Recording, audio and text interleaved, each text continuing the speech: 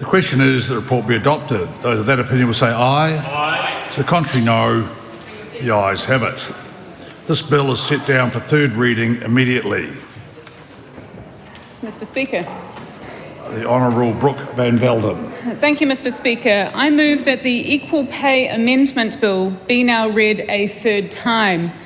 The Equal Pay Amendment Bill improves the process for raising and resolving a pay equity claim and provides a better framework for assessing whether there is sex-based undervaluation in remuneration in female-dominated occupations.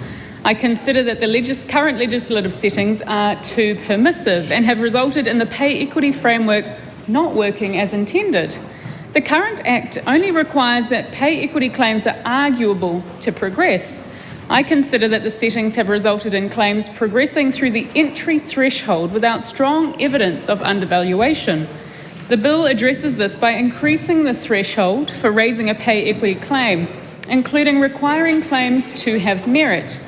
The current Act includes limited tools for employers to contest broadly scoped claims. This has led to broad claims where it is difficult to determine whether the differences in remuneration are due to sex-based undervaluation. For example, the DHB Allied and Technical Health Pay Equity Settlement covered 90 occupations, including hospital dental assistants, physiotherapists, wheelchair technicians and cultural advisors.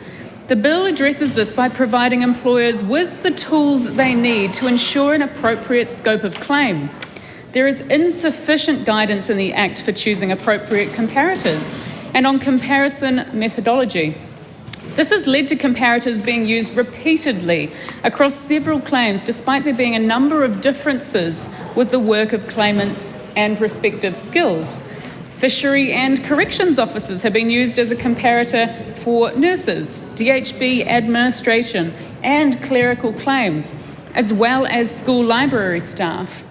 The bill addresses this by introducing a hierarchy of comparators and adding more prescription to the comparison methodology. The current requirement to include review clauses in pay equity settlements has led to reviews considering factors that may not have been connected to sex-based undervaluation. Review clauses in the teacher aides and DHB admin and clerical claims have sought to consider a range of factors beyond whether sex-based discrimination had returned. This includes the consumer price index. Sorry to interrupt the Minister, but there's a lot of noise in the House and it's not coming from the gallery, it's coming from downstairs. So could we have a bit more respect, please? Thank you. Honourable Brooke van Velden. This includes the consumer price index. The bill addresses this by removing the ability for a settlement to include a review clause and limit when claims can be re-raised. The current Act does not allow for the phasing of pay equity settlements. This does not acknowledge the disruption that can happen when wage costs shift unexpectedly. The bill addresses this by providing for the phasing of pay equity settlements.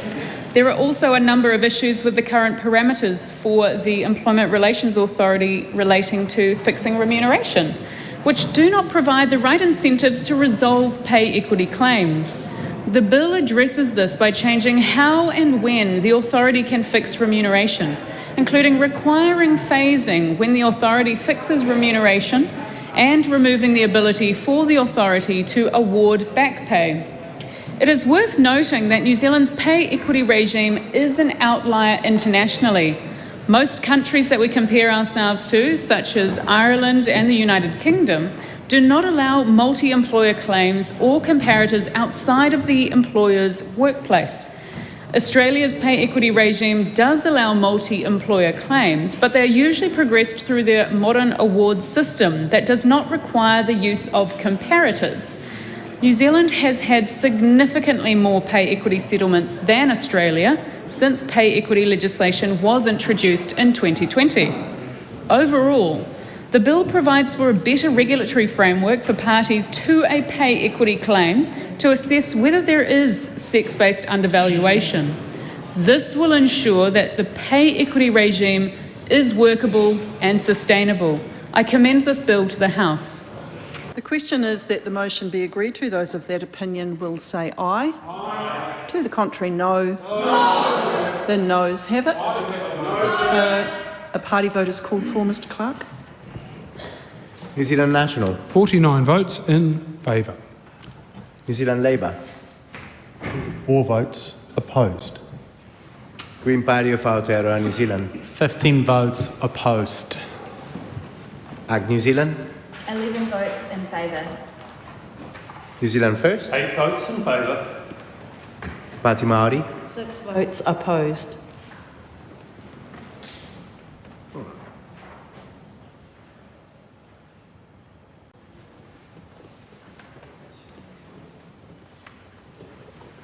Members, the ayes are 68, the noes are 55. The question is agreed to.